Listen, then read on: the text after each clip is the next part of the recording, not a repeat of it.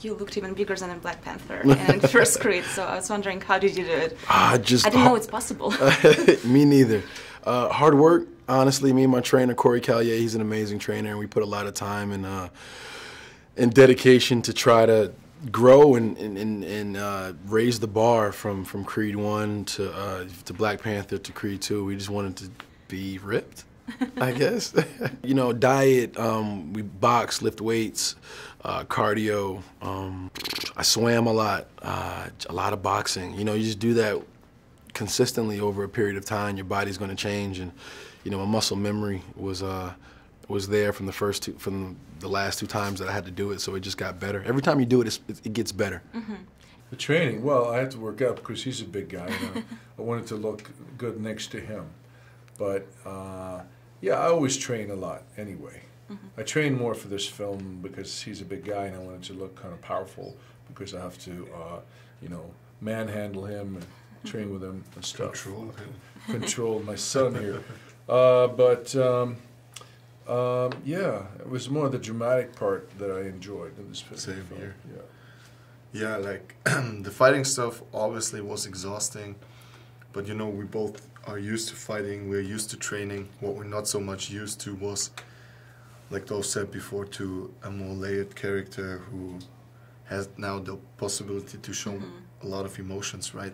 Florian's a big guy. He lost weight and I gained weight just so we can kind of somehow meet in the middle somewhere. When I was making Thor, I got to box a lot, and this time around I just did a Men in Black movie, and to get in shape for that I box, so I really love it. It's so fun. I'm bad at the bag thing. That I don't do very well. Because like has to be fast? Yeah, no, it's just like it's just like much harder than it looks for some reason to get into the rhythm. I haven't spent much time on a bag, but with someone like with pads, that's really fun. I really, really like that.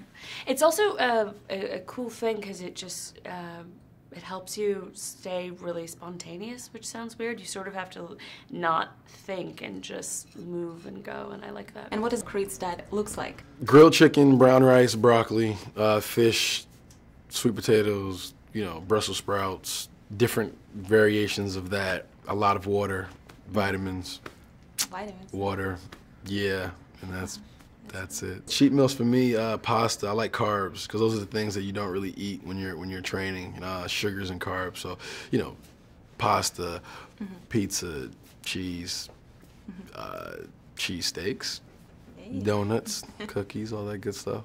Oh no! I mean, I was pregnant, so I just ate for 2 basically for 3 months, and that was lovely. Oh, that's nice. Especially because Philly is a really good food city, so I was just like cheesesteaks, eating. Yes, cheesesteaks. You had to learn like 40 lines, right? In Russian, it's really a lot. Yeah. How did you do it? How did you manage? I don't know how I did it. I don't know. You just have to do it. You have to deliver a dramatic scene in a language you don't really, you haven't studied, so you don't really understand the subtleties of it.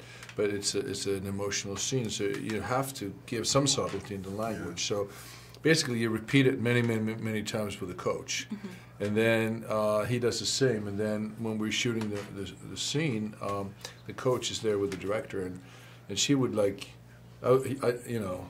She drove me nuts. You know. She would come on and go, no, it's almost right, but what about this? It's like, come on. Did you have a chance to learn some Russian?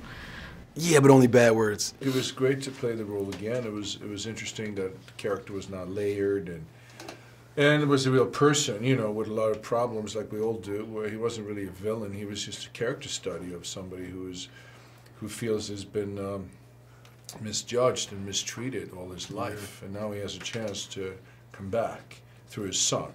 And that happens a lot. A lot of parents, they live through their children, and sometimes it's not such a good thing, you know. How was it to reunite with Sly after? It was cool. It was satisfying.